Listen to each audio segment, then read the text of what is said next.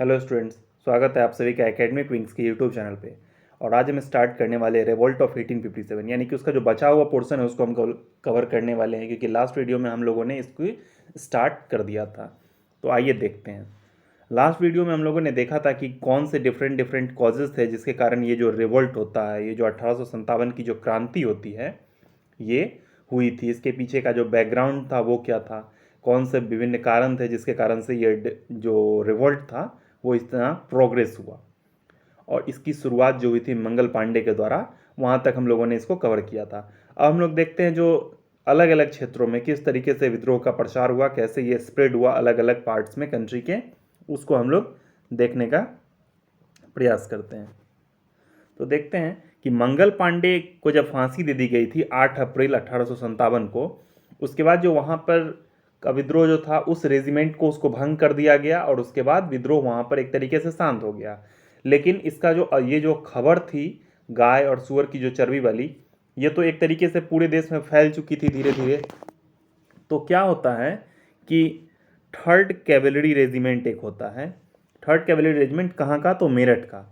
इसके बाद यहाँ पर विद्रोह शुरू होता है। ये लोग रिफ्यूज़ कर देते हैं इन कार्ट्रीज को, इन कारतूसों का यूज़ करने से, क्योंकि मुंह से लगाने से उन लोगों को ऐसा लग रहा था कि उनका जो धर्म है वो खतरे में आ जाएगा। तो इस कार्ट्रीज को, इस कारतूस को यूज़ करने से उन लोगों ने मना कर दिया और रिवोल्ट कर दिया इसके खिलाफ। कौन, तो थर्ड कैवेलरी रेजिमेंट मेरठ। और ये कब हुआ, तो 10 मई 1857 को ये होता है। और ये जो डेट है इसी से ऑफिशियली जो 1857 की क्रांति होती है, रिवोल्ट ऑफ 1857, वो स्टार्ट होता है। तो एग्जाम में क्वेश्चन पूछा जाता है कि 1857 की क्रांति की शुरुआत किस तारीख से हुई, तो 10 मई 1857। अब इसके बाद क्या होता है, ये जो विद्रोही सैनिक थे उसके बाद ये लोग इकट्ठे होकर के मार्च करते हैं, वहाँ से वो लोग निकल जाते हैं और निकल के वो लोग दिल्ली पहुँचते हैं। 11 मई 1857 को वे लोग दिल्ली पहुंचते हैं। और ये भी डेट एग्जाम में पूछा गया है कि जो विद्रोही सैनिक थे, जो क्रांतिकारी सैनिक थे, वो कब दिल्ली पहुंचते हैं, तो 11 मई 1857 को वो लोग दिल्ली पहुंचते हैं और 12 मई 1857 को वो लोग दिल्ली जो था उस पर कब्जा कर लेते हैं। दिल्ली पर कब्जा करने का मतलब था कि जो लाल किला जो था उसके ऊपर उनका कब्जा हो जाता है, क्योंकि मुगल का जो दरबार लगता था पहले वो उसी में लगता था। और वहाँ पर वो लोग पहुँच के क्या करते हैं कि लाल किला के क्षेत्र को कब्जा करके और बहादुर शाह जफर, जो कि अंतिम मुगल बादशाह थे, उनको फिर से बादशाह घोषित कर देते हैं और जो रिवोल्ट जो हो रहा था, ये जो क्रांति हो रही थी, इसका नेता उनको नियुक्त कर देते हैं। तो ये पूछा गया है कि जो 1857 की क्रांति थी उसका लीडर किसको घोषित किया गया था, ओवरऑल जो पूरे क्षेत्र का जो लीडर घोषित किया गया था विद्रोही सैनिकों द्वारा, तो वो घोषित किया गया था बहादुर शाह जफर को। बहादुर शाह जफर को डिक्लेयर कर दिया गया था भारत का बादशाह। अब क्या होता है कि ये जो रिवोल्ट हो रहा था, इससे क्वेश्चन पूछा जा सकता है कि रिवोल्ट का जो चिन्ह दिया गया था, रिवोल्ट का जो सिंबल था, उसमें यूज किया गया था कमल और रोटी, लोटस और ब्रेड। यानी कि कमल और रोटी जो है वो 1857 की क्रांति का सिंबल था, चिन्ह था। अब चूंकि बहादुर शाह जफर एक मुगल बादशाह थे, निर्वासित ही थे लेकिन एक मुगल बादशाह थे, तो उनके साथ क्या होता है कि उनके जो रिवोल्ट से जो उनका नाम जुड़ता है, तो रिवोल्ट एक तरीके से पॉपुलराइज होता है, उसके ज़्यादा और लोग जुड़ते हैं और इस तरीके से ये रिवोल्ट जो होता है उसका स्केल थोड़ा बढ़ जाता है। अब चूंकि बहादुर शाह जफर काफ़ी बूढ़े हो चुके थे, 80 वर्ष से ज़्यादा उनकी उम्र हो चुकी थी, तो वो खुद बहुत ज़्यादा युद्ध करने के पक्ष में, युद्ध करने में सक्षम नहीं थे। तो उन्होंने अपने सेनापति था उनका एक बख्त खान, इस बख्त खान को उन्होंने विद्रोह की पूरी जिम्मेदारी दिल्ली के क्षेत्र में दे दी। और ये बख्त खान जो था यही दिल्ली में असल लीडर रहता है, क्योंकि बहादुर शाह जफर सिर्फ नाम मात्र के ही लीडर होते हैं ज़्यादा उम्र की वजह से। अब ये बख्त खान जो था उसको उन्होंने लीडर बना दिया और साथ ही साथ उनको एक उपाधि दी, साहिब आलम बहादुर की उपाधि बख्त खान को दी जाती है। किसके द्वारा दी जाती है, तो बहादुर शाह जफर। ये क्वेश्चन पूछा गया है कि साहिब आलम की बहादुर की उपाधि किसे दी गई थी, तो बख्त खान को दी गई थी। अब आगे देखते हैं। अब चूंकि ये विद्रोही सैनिक बहुत ज़्यादा एकजुट हो गए थे, उन्होंने बहादुर शाह को नेता बना दिया, बख्त खान को भी नेतृत्व सौंप दिया गया, तो अंग्रेज भी इस पर चौकन्ने हो गए और उन्होंने भी रिटेलिएट किया इसके पक्ष में। एक ब्रिटिश कमांडर थे दिल्ली में, जॉन निकलसन, वो इस विद्रोह को दबाने का प्रयास करते हैं, लेकिन इस प्रयास में उनकी मृत्यु हो जाती है, वो डेथ कर जाते हैं इस रिवोल्ट को स्टॉप करने में दिल्ली में। तो जॉन निकलसन की मृत्यु होती है, क्वेश्चन पूछा गया है। लेकिन ये धीरे धीरे ये विद्रोह जो है और ज़्यादा फैलता है, लेकिन फिर धीरे धीरे कमज़ोर पड़ जाता है दिल्ली के क्षेत्र में। कैसे कमज़ोर पड़ता है? तो 20 सितंबर 1857 को जो ब्रिटिश थे वो अपने दूसरे दूसरे अधिकारियों को भेजकर, अपने दूसरे कमांडर्स को भेजकर विद्रोही सैनिकों को मार दिया जाता है, और लाल किला जो था उस क्षेत्र को वापस से अंग्रेज अपने कब्जे में ले लेते हैं। और दिल्ली भी, और लाल किला को कब्जे में लेने का मतलब कि दिल्ली का जो क्षेत्र था वो भी कब्जे में आ जाता है। और इस कब्जे में लेने में, इसको वापस से कैप्चर करने में, यानी कि दिल्ली में जो रिवोल्ट हो रहा था उस रिवोल्ट को सप्रेस करने में जो सबसे बड़ा अंग्रेज अधिकारी का नाम था वो था हडसन। तो जॉन निकलसन की मृत्यु हो जाती है और हडसन जो है वो उस रिवोल्ट को सप्रेस करते हैं दिल्ली में। अब इससे एक क्वेश्चन ये पूछा जाता है कि 1857 की क्रांति में जब विद्रोहियों ने अलग अलग क्षेत्रों पर कब्जा कर लिया था, तो उस दौरान अंग्रेजों ने किस क्षेत्र को सबसे पहले विद्रोहियों के कब्जे से छुड़ाया था? तो वो दिल्ली था। दिल्ली को ही अंग्रेजों ने सबसे पहले रिकैप्चर किया था, अपने पास वापस लिया था। हडसन क्या करता है कि बहादुर शाह जफर के दो पुत्र होते हैं, मिर्ज़ा मुगल और मिर्ज़ा ख्वाजा सुल्तान, दोनों को मार देते हैं, और उनका एक पोता होता है उसको भी मार देता है, और उसको लाल किला के गेट पे लटका दिया जाता है, एक तरीके से सिंबल देने के लिए, एक तरीके से कि जो भी हमारे खिलाफ आवाज़ उठाएगा उसका हश्र यही होगा। तो इस तरीके से बहादुर शाह जफर को उसके बाद क्या किया जाता है? उनके दोनों पुत्रों को मार दिया जाता है, उनके पोते को मार दिया जाता है, और उनको रंगून निर्वासित करके भेज दिया जाता है। रंगून जो है वो वर्तमान में म्यांमार के क्षेत्र में है, तो रंगून के क्षेत्र में उनको निर्वासित करके भेज दिया गया था। इसमें एक क्वेश्चन पूछा जा सकता है कि मिर्जा गालिब जो थे वो इस चीज़ को देखे थे, और उन्होंने अपने अकाउंट्स में अपना जो उनका जो वर्क था, जो शायरी की जो उनका जो अकाउंट्स था उसमें इस चीज़ को उन्होंने मेंशन किया गया। तो क्वेश्चन ये पूछता है कि 1857 की क्रांति को किस उर्दू शायर ने आंखों से देखा था, या कौन इसका प्रत्यक्षदर्शी था? तो ये मिर्जा गालिब हो जाएगा। अब दिल्ली में रिवोल्ट समाप्त हुआ, तो इसके बाद आगे देखते हैं ये रिवोल्ट अब किस क्षेत्र में फैला। तो उसके बाद क्या होता है? लखनऊ के क्षेत्र में। लखनऊ के क्षेत्र में रिवोल्ट कैसे फैला? तो 30 मई 1857 को 30 मई 1857 को वहाँ के जो सैनिक थे उनके द्वारा ये विद्रोह शुरू किया गया। अब क्यों शुरू किया गया? तो सबसे पहले देखते हैं जो इस विद्रोह का लखनऊ में सबसे मेन लीडर कौन था? तो बेगम हजरत महल। ये जो हजरत महल थी, बेगम हजरत महल, इसने इस क्षेत्र में लीड किया था। क्यों लीड किया था? इनको बेगम ऑफ अवध के भी नाम से जानते हैं। तो बेगम हजरत महल जो थी, इन्होंने लखनऊ के क्षेत्र में नेतृत्व किया था। क्यों किया था? कि इनके पुत्र थे बिरजिस कादिर, उसको राजा के रूप में स्वीकार नहीं कर रहे थे, उसके वहाँ के शासक के रूप में, लखनऊ के शासक के रूप में अंग्रेज स्वीकार नहीं कर रहे थे, और इस चीज़ के खिलाफ इन्होंने और उनके सैनिकों ने यहाँ पर विद्रोह शुरू किया। और 4 जून 1857 से बेगम हजरत महल जो थी वो इस विद्रोह को अपने कंट्रोल में ले ली लखनऊ के क्षेत्र में। तो स्टार्ट किया गया 30 मई 1857 को सैनिकों के द्वारा, लेकिन 4 जून 1857 को बेगम हजरत महल और उनके पुत्र बिरजिस कादिर ने इस विद्रोह को अपने कंट्रोल में ले लिया। तो लखनऊ के क्षेत्र में अगर एक लीडर का नाम पूछा जाएगा कि कौन नेतृत्व कर रहे थे, तो बेगम हजरत महल। अब चूंकि ये विद्रोह यहाँ पर भी बेगम हजरत महल के आने के बाद काफ़ी ज़्यादा इंटेंस हो गया, काफ़ी ज़्यादा क्षेत्रों में फैल गया, काफ़ी इससे लोग जुड़ गए थे, तो यहाँ के जो चीफ कमिश्नर थे, मुख्य आयुक्त थे लखनऊ के, जॉन लॉरेंस, वो इस विद्रोह को दबाने का प्रयास करते हैं, लेकिन इस प्रयास में उनकी मृत्यु हो जाती है।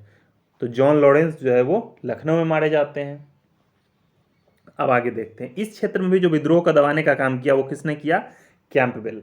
कैंपबेल के बहुत कुशल एक अधिकारी थे, कुशल सेनापति थे, और उन्होंने दिल्ली के क्षेत्र में भी विद्रोह को दबाया, और उसके बाद लखनऊ के क्षेत्रों में भी उन्होंने मार्च 1858 में लखनऊ को वापस से विद्रोहियों के कब्जे से छुड़ा लिया। और लखनऊ को जब उन्होंने वापस से कब्जे में ले लिया आपने, तो वहाँ की जो मतलब नेतृत्व जो कर रही थी, वहाँ की जो नेता थी बेगम हजरत महल, वो इस चीज़ को देख करके वो भाग के चली गई। कहाँ चली गई? तो नेपाल। ये क्वेश्चन पूछा जाता है कि बेगम हजरत महल लखनऊ पर जब वापस से अंग्रेजों ने कब्जा कर लिया तो कहाँ चली गई थी? तो नेपाल चली गई थी। अब आगे देखते हैं, अब आते हैं कानपुर। कानपुर का जो क्षेत्र था, यहाँ पर विद्रोह का नेतृत्व कौन कर रहे थे? तो यहाँ पर नाना साहेब। नाना साहेब जो थे वो जो आखिरी पेशवा हुए थे बाजीराव द्वितीय, उनके दत्तक पुत्र थे।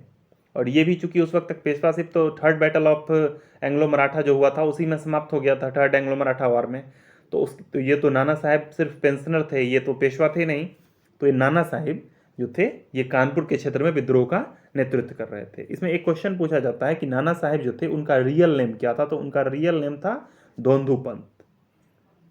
अब नाना साहेब की इसमें मदद कौन कर रहे थे? नाना साहेब जो इनका जो हेल्प कर रहे थे वो उनके मुख्य सेनापति थे तात्या टोपे। तात्या टोपे ने नाना साहेब की मदद की।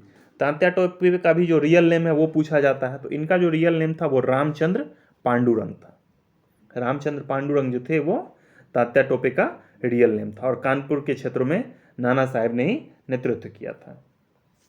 इसमें क्या होता है, जो इनके सैनिक जो होते हैं, रेवोल्यूशनरी जो सैनिक होते हैं नाना साहेब के, वो कानपुर के क्षेत्र पर वापस से कब्जा कर लेते हैं।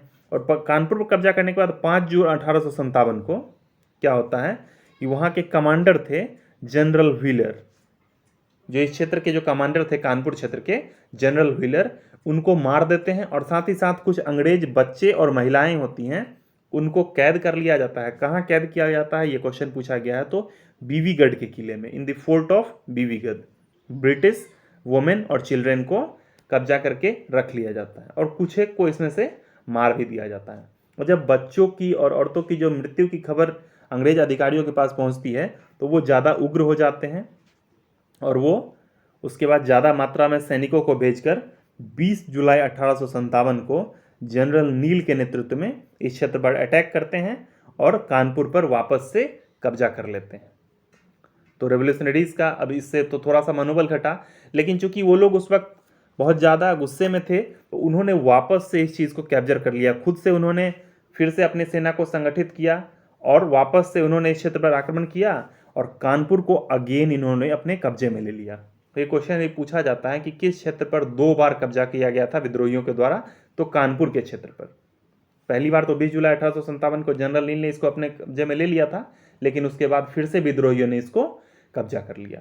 लेकिन फाइनली क्या हुआ, 16 दिसंबर को, यानी कि 16 दिसंबर 1857 को कैंपबेल जो होते हैं, जिन्होंने दिल्ली में विद्रोह को दबाया, जिन्होंने लखनऊ में विद्रोह को दबाया, उसी कैंपबेल ने कानपुर में भी विद्रोह को दबाया और वापस से इस क्षेत्र को अंग्रेजों के कब्जे में ले आया। तो 3 क्षेत्रों में जो है विद्रोह को दबाने का श्रेय किसको जाता है? कैंपबेल। क्वेश्चन पूछा जाता है एग्जाम में कि किस क्षेत्र से कौन जो लीडर थे भारतीय खेमे से, यानी कि भारतीय खेमे से विद्रोह का नेतृत्व कौन कर रहे थे, और अंग्रेजी की ओर से किस अधिकारी ने विद्रोह को दबाया। तो ये क्वेश्चन पूछा जाता है। अब आते हैं बिहार पे। बिहार में जो रिवोल्ट था वो भी फैला बिहार में, और बिहार में 3 प्रमुख केंद्र थे। शाहाबाद का जो जिला था, एक पटना का जिला था और एक गया का जिला था। इन क्षेत्रों में जो है विद्रोह काफ़ी ज़्यादा फैला और ये तीनों एक तरीके से मेन सेंटर थे बिहार में विद्रोह के। पीर अली नाम के एक पुस्तक विक्रेता थे या अखबार विक्रेता कह सकते हैं, एक हॉकर थे। उन्होंने पटना के क्षेत्र में विद्रोह का नेतृत्व किया। और एक क्वेश्चन पूछा गया है कि पटना में 1857 की क्रांति का नेतृत्व किसने किया था? तो पीर अली ने किया था। उसके बाद लेकिन बिहार के क्षेत्र से जो सबसे महत्वपूर्ण नेता होते हैं 1857 की क्रांति के, most important leader from Bihar was Kunwar Singh. Kunwar Singh led from Jagdishpur. Jagdishpur जो कि वर्तमान में भोजपुर जिले में आता है बिहार के, उस क्षेत्र से जो एक जमींदार थे वहाँ के कुंवर सिंह, वो लीड कर रहे थे। और इन्होंने 80, इनकी भी जो उम्र थी वो 80 वर्ष से ज़्यादा थी, लेकिन इस 80 वर्ष से ज़्यादा की उम्र में उन्होंने अंग्रेजों को काफ़ी ज़्यादा चोट पहुंचाई और ये कभी हारे नहीं। ना तो ये अंग्रेजों के कभी कब्जे में आए और ना ही ये अंग्रेजों से कोई युद्ध उस वक्त हारे, और अंग्रेज भी इनकी काफ़ी ज़्यादा प्रशंसा करते थे। अब होता क्या है इस क्षेत्र में विद्रोह में कि अंग्रेज जो है वो क्या करते हैं, जगदीशपुर जो कि इनकी जमींदारी का क्षेत्र था, उस क्षेत्र पर आक्रमण करते हैं और उस जगदीशपुर के क्षेत्र को अपने कब्जे में ले लेते हैं। तो ये वहाँ से अपने आप को शिफ्ट कर लेते हैं कुंवर सिंह, या भाग के चले जाते हैं कहाँ पे? ये आजमगढ़ जिले के अतरौलिया नामक स्थान पे। ये क्वेश्चन पूछा गया है कि जब जगदीशपुर में ब्रिटिश ने अटैक किया तो उसके बाद वीर कुंवर सिंह ने कहाँ शरण लिया? तो आजमगढ़ जिले में अतरौलिया नामक स्थान पर इन्होंने शरण लिया और वहाँ से उन्होंने 2 युद्ध किए। पहला तो किया एक जो कि ब्रिटिश आर्मी थे के को डेम्स और मिलमैन, ये 2 सैन्य अधिकारी थे, इनके नेतृत्व वाली ब्रिटिश आर्मी को उन्होंने हराया। डेम्स और मिलमैन की जो ज्वाइंट लीडरशिप वाली आर्मी थी, इसको उन्होंने हराया। और कुछ समय पश्चात क्या होता है कि एक मार्क नाम का एक ब्रिटिश सेनापति होता है, उसके नेतृत्व में भी एक सेना से अटैक करवाया जाता है उस क्षेत्र में, लेकिन जो अमर सिंह, ये वीर कुंवर सिंह होते हैं, वो इनको भी हरा देते हैं। तो 2 युद्धों में इनको कामयाबी मिल गई, इन्होंने मिलमैन और डेम्स, इसमें से मिलमैन का नाम जो है एग्जाम में पूछा गया, तो मिलमैन और डेम्स के नेतृत्व वाली सेना को उन्होंने हरा दिया, और उसके बाद मार्क के नेतृत्व वाली सेना को भी इन्होंने हरा दिया। लेकिन इस युद्ध में क्या होता है एक इम्पोर्टेंट, कि इनको बाएं हाथ में गोली लग जाती है वीर कुंवर सिंह को, और इनको लेफ्ट हैंड में गोली लग जाती है। तो ये क्या करते हैं, उस चीज़ से निजात पाने के लिए अपने बाएं हाथ को ही काट देते हैं, और बाएं हाथ को काट कर उसके बाद वो एक हाथ से ही युद्ध करते हैं, और इस युद्ध में उनकी जीत भी होती है, वो इसको हरा भी देते हैं। यहाँ से इन दोनों युद्धों को जीतने के बाद वो क्या करते हैं, वो जगदीशपुर की ओर वापस आते हैं। जगदीशपुर जहाँ उनका अपना जमींदारी का क्षेत्र था, उस क्षेत्र में वो वापस पहुँचते हैं। कब पहुँचते हैं ये डेट पूछा गया, तो 22 अप्रैल 1858 को, 22 अप्रैल 1858 को। लेकिन यहाँ पर वापस से अंग्रेज जो है वो अटैक कर देते हैं, और 23 अप्रैल 1858 को एक ब्रिटिश आर्मी जो थी ली ग्रैंड के नेतृत्व में, इनका नाम एग्जाम में कई बार पूछा गया, तो ली ग्रैंड के नेतृत्व में 23 अप्रैल 1858 को जगदीशपुर में एक युद्ध होता है, और इस युद्ध में वीर कुंवर सिंह जो रहते हैं एक हाथ से ही अंग्रेजों से युद्ध लड़ते हैं, और इनकी सेना और अंग्रेजों को हरा देते हैं। तो 3 महत्वपूर्ण युद्ध था, तीनों में इन्होंने हराया। इसमें से मिलमैन और ली ग्रैंड का नाम काफ़ी सारे एग्जाम में पूछा गया। 23 अप्रैल 1858 को इन्होंने इसको हरा दिया, लेकिन चूंकि ये बहुत ज़्यादा घायल हो चुके थे और हाथ कट जाने के बाद काफ़ी ज़्यादा वीक भी हो चुके थे, इस कारण से क्या होता है कि युद्ध समाप्त होने के 3 दिन के बाद, यानी कि 26 अप्रैल 26 अप्रैल 26 अप्रैल 1858 ये डेट पूछा गया है, तो 26 अप्रैल 1858 को वीर कुंवर सिंह की मृत्यु हो जाती है, इंजरी यानी कि घायल होने के कारण। और इनका जब डेथ हो जाता है तो इनके डेथ के बाद इनके छोटे भाई होते हैं अमर सिंह, वो इस विद्रोह का नेतृत्व संभालते हैं, और वो छापेमार युद्ध पद्धति अपनाते हैं, और कुछ समय तक वो भी इस चीज़ को काबू में रखते हैं। लेकिन फाइनली क्या होता है कि दिसंबर 1858 में विलियम टेलर और विंसेंट आयर, इन दोनों के नेतृत्व में ब्रिटिश आर्मी आती है और इस क्षेत्र में विद्रोह का दमन कर देती है, यानी कि इस क्षेत्र में जो रिवोल्ट होता है उसको सप्रेस कर देती है। तो बिहार में भी जो रिवोल्ट था वो सप्रेस हो गया। अब कुछ और क्षेत्र देखते हैं जहाँ पे विद्रोह हुआ था। अब आसाम जो है, आसाम से क्वेश्चन पूछा जा सकता है कि पूछा भी गया है कि आसाम में जो विद्रोह था उसका नेतृत्व कौन कर रहे थे, तो दीवान मनीराम दत्त। अब वहाँ का एक राज परिवार था जिसके दीवान थे ये दीवान मनीराम दत्त, और इनका सबसे प्रमुख नाम आता है असम में नेतृत्वकर्ता में। इन्होंने वहाँ काम्पेश्वर सिंह को राजा घोषित किया और इनके नेतृत्व में युद्ध किया, लेकिन जो प्रमुख नाम आता है एग्जाम में क्वेश्चन पूछा जाता है उसमें दीवान मनीराम दत्त का ही आता है। तो आसाम के क्षेत्र में दीवान मनीराम दत्त और काम्पेश्वर सिंह नेतृत्व कर रहे थे। उसके बाद एक और इम्पोर्टेंट पॉइंट है कि राजस्थान के क्षेत्र में, राजस्थान में क्या होता है कि एक आउवा का क्षेत्र रहता है। इस आउवा के क्षेत्र जो कि राजस्थान में है, उसमें ठाकुर कौशल सिंह नाम के एक व्यक्ति रहते हैं। ये अंग्रेज और जो जोधपुर के राजा थे उनकी आर्मी को, दोनों की जो कंबाइंड आर्मी थी उसको हराते हैं। कौन हराते हैं, तो ठाकुर कौशल सिंह। ये क्वेश्चन पूछा गया एग्जाम में कि ठाकुर कौशल सिंह ने आउवा में किसको हराया था, तो ब्रिटिश और जोधपुर दोनों की जो संयुक्त सेना थी उसको हराया था। अब आते हैं फैज़ाबाद के क्षेत्र में। फैज़ाबाद जो कि वर्तमान यूपी का ही एक क्षेत्र है, लेकिन चूंकि उस वक्त अलग अलग क्षेत्र में बटे हुए थे वो, इसलिए सब जगह का नेतृत्वकर्ता अलग है। तो यहाँ पर जो नेतृत्व कर रहे थे अब फैज़ाबाद में, ये मौलवी अहमदुल्लाह शाह। ये मौलवी अहमदुल्लाह शाह जो है, इनको अंग्रेजों का सबसे कट्टर दुश्मन कहा जा सकता है। और इनसे एग्जाम में क्वेश्चन पूछा गया कि किस भारतीय नेतृत्वकर्ता को या विद्रोही को अंग्रेजों का सबसे कट्टर दुश्मन कहा गया है या अंग्रेजों ने अपना सबसे बड़ा दुश्मन माना है, तो मौलवी अहमदुल्लाह शाह, जो कि फैज़ाबाद के क्षेत्र में नेतृत्व कर रहे थे। इसके बाद क्या होता है कि इनसे एक और इम्पोर्टेंट क्वेश्चन पूछा जाता है कि इन्होंने जिहाद का जो कंसेप्ट था, यानी कि एक रिलीजियस पॉलिसी अपनाया इन्होंने, और रिलीजियस तरीके से यूनिफिकेशन करके और अंग्रेजों के खिलाफ युद्ध करते थे। तो जिहाद को किसने अंग्रेजों के खिलाफ 1857 की क्रांति में यूज किया, तो मौलवी अहमदुल्लाह शाह ने। ये इतने ज़्यादा खतरनाक हो गए थे कि अंग्रेजों ने इनके लिए इनाम की राशि की घोषणा की, 50,000। जो भी इनको पकड़वाने का कोशिश करेगा या पकड़वाएगा उनको 50,000 रुपये की इनामी राशि दी जाएगी। तो ये मौलवी अहमदुल्लाह शाह से रिलेटेड था। अब आते हैं आगे। अब देखते हैं झांसी, जो कि काफ़ी इंपॉर्टेंट है। झांसी में क्या होता है कि वहाँ के जो राजा रहते हैं गंगाधर राव की बीमारी से मृत्यु हो जाती है। और जब उनकी मृत्यु हो जाती है तो उनका अपना जो पुत्र था उसकी भी मृत्यु हो चुकी है बहुत पहले। तो इन्होंने एक लड़के को गोद लिया था जिसका कि नाम था दामोदर राव। तो दामोदर राव यानी कि गंगाधर राव और रानी लक्ष्मीबाई के दत्तक पुत्र। लेकिन जो डलहौजी की जो डॉक्ट्रिन ऑफ लैप्स की पॉलिसी थी उसके तहत हुआ ये था कि जो भारतीय शासक जो थे उनका अपना पुत्र रहेगा तभी वो उनका वंशज कहलाएगा, नहीं तो जो उनका दत्तक पुत्र रहेगा उसको राजा बनने की अनुमति नहीं मिलेगी। और इसी कारण से जो झांसी का जो क्षेत्र था उसको अंग्रेज अपने कब्जे में लेना चाह रहे थे और वहाँ दामोदर राव को राजा नहीं बनाने देना चाहते थे। इसी के अगेंस्ट जो वहाँ की रानी थी लक्ष्मीबाई, झांसी की रानी लक्ष्मीबाई, उन्होंने विद्रोह किया इसके खिलाफ और इस चीज़ के खिलाफ उन्होंने आवाज़ उठाई। उन्होंने, इनका एक फेमस कोटेशन आता है कि उन्होंने कहा था कि मैं अपनी झांसी नहीं दूंगी, और इस चीज़ को नारा दे करके उन्होंने युद्ध की शुरुआत की थी। अब युद्ध में जो युद्ध शुरू होता है वो 5 जून 1857 को शुरू होता है झांसी में रिवॉल्ट, और ये काफ़ी दिनों तक युद्ध चलते रहता है रुक रुक के। लेकिन अंततः 23 मार्च 1858 को जो ह्यूरोज नाम का एक अंग्रेज अधिकारी होता है, इसका भी नाम एग्जाम में पूछा गया है, वो झांसी पर कब्जा कर लेते हैं और पूरे उस महल को कब्जा कर लेते हैं और लक्ष्मीबाई को वहाँ से निकलना पड़ता है, रानी लक्ष्मीबाई को। और वहाँ से शिफ्ट होकर के वो कहाँ जाती हैं, तो कालपी के क्षेत्र में, जो कालपी जो मध्य प्रदेश का जो क्षेत्र है उस क्षेत्र में वो कुछ दिनों तक रुकती हैं और उसके बाद वहाँ से वो ग्वालियर जाती हैं जो कि वर्तमान मध्य प्रदेश का क्षेत्र है। तो ग्वालियर के क्षेत्र में तो वहाँ जाती है, लेकिन ग्वालियर में किसका राज होता है, तो सिंधिया।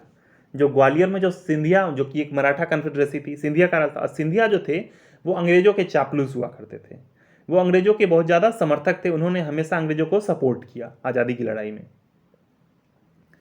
तो इसमें क्या होता है कि चूंकि वो अंग्रेज के समर्थक थे तो इन्होंने ये जो लक्ष्मीबाई थी इनको सपोर्ट करने से मना कर दिया वहाँ के राजा ने, ग्वालियर के जो सिंधिया राजा थे उन्होंने। लेकिन उनकी सेना उनके ही खिलाफ जा करके रानी लक्ष्मीबाई के साथ चली जाती है और रानी लक्ष्मीबाई को सपोर्ट करती है। और इसमें होता क्या है कि वहाँ के ही राजा को बंदी बना करके उस क्षेत्र से हटा दिया जाता है। तो ग्वालियर की जो सेना थी वो इनके पास, रानी लक्ष्मीबाई के पास आ जाती है। इस बीच इनके पास एक और व्यक्ति होते हैं जो इनकी काफ़ी ज़्यादा मदद करते हैं, तात्या टोपे, वही कानपुर वाले तात्या टोपे जो नाना साहेब के समर्थक थे या सेनापति थे, वो रानी लक्ष्मीबाई की भी मदद कर रहे थे। अब मई 1858 में क्या होता है कि ग्वालियर के क्षेत्र पर भी रानी लक्ष्मीबाई का कब्जा हो गया था वहाँ के सैनिकों से मदद से।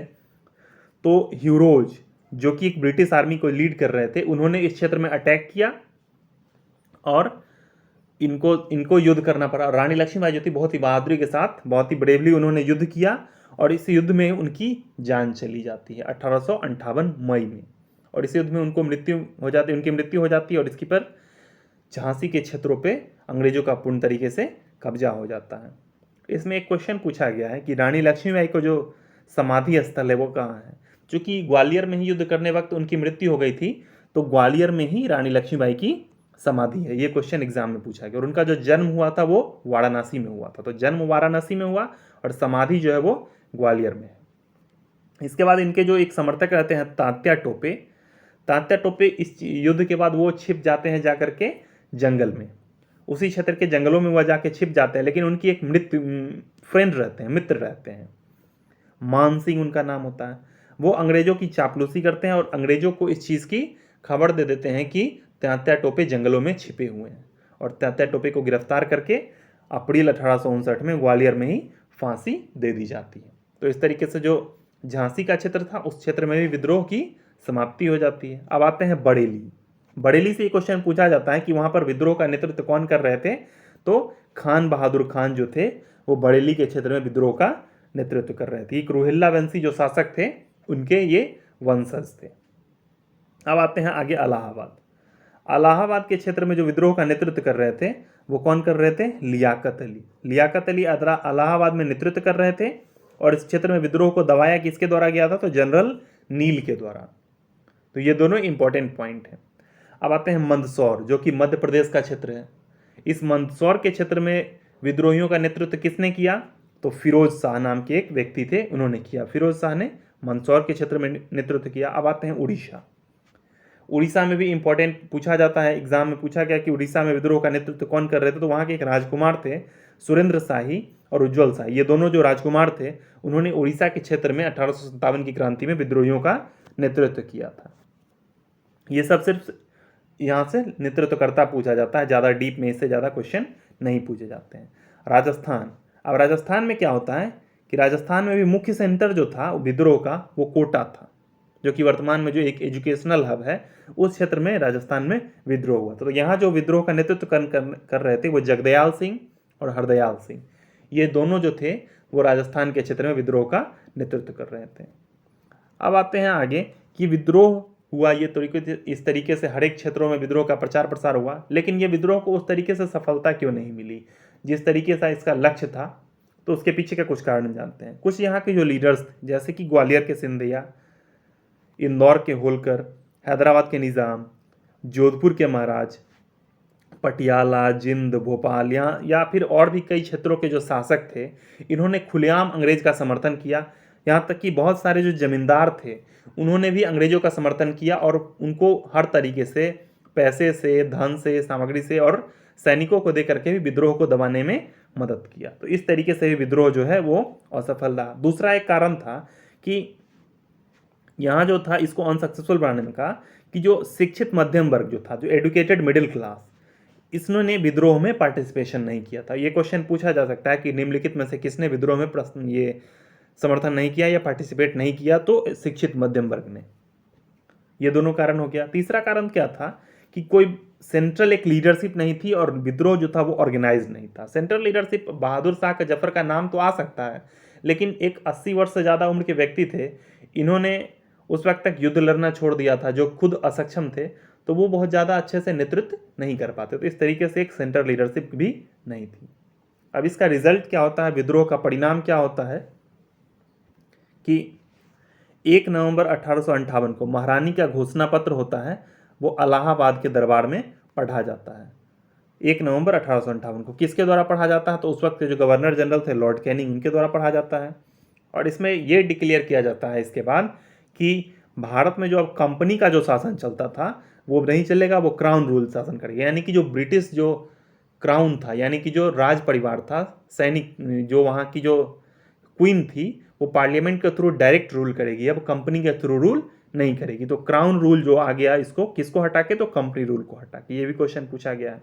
साथ ही साथ वादा किया गया यहाँ पर कि जो इनका जो एक्सटेंशन पॉलिसी है, जो साम्राज्यवाद की जो नीति है, जो आगे विस्तार की जो नीति है, उसको रोका जाएगा। वो अब नहीं करेंगे। सभी यहाँ के जो देसी शासक हैं वो खुद को सुरक्षित महसूस कर सकेंगे।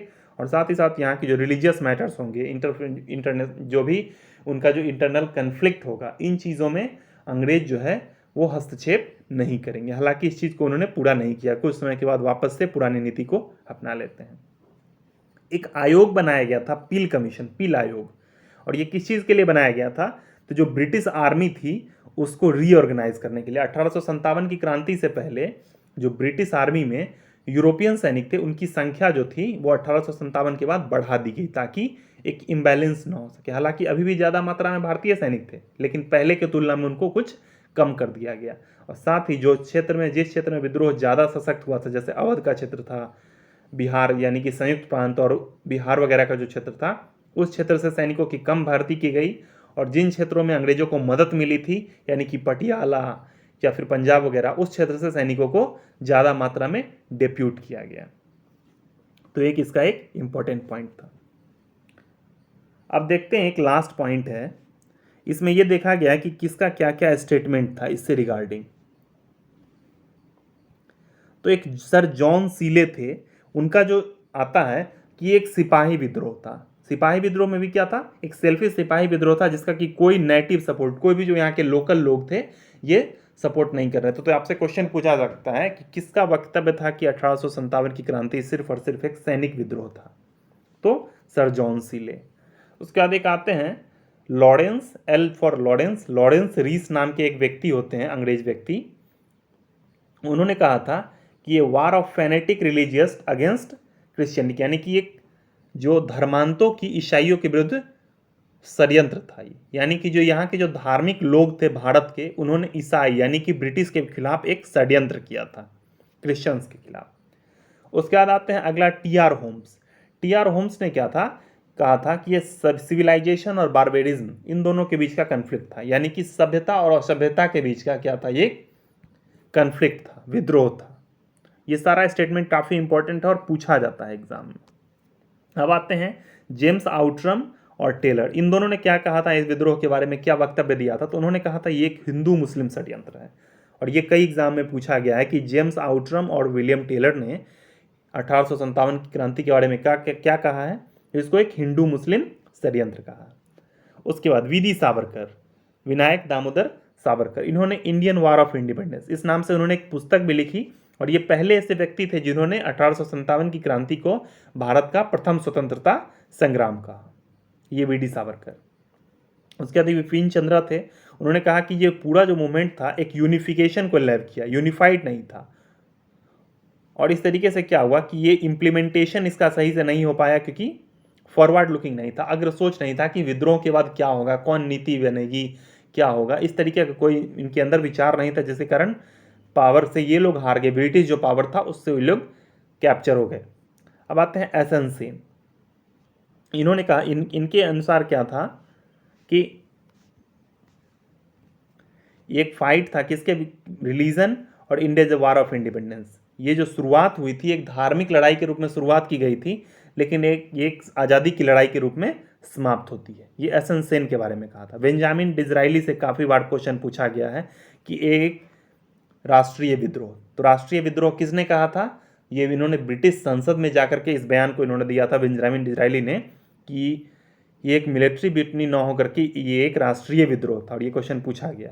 उसके बाद एक आरसी मजूमदार थे, डॉक्टर आरसी मजूमदार, इन्होंने कहा कि ये एक so called first national war जो है वो ना तो एक नेशनल वार है, न ही पहला है, न तो इनका जो स्टेटमेंट था वो ये था कि ये न तो एक प्रथम और न ही एक राष्ट्रीय वार है, न ही एक राष्ट्रीय आंदोलन है, जो ये 1857 की क्रांति है इसके बारे में। तो इस तरीके से कुछ फेमस स्टेटमेंट थे जो हम लोगों ने देखा। तो इस तरीके से 1857 की क्रांति से हम लोगों का जो टॉपिक था ये समाप्त होता है। Thank you.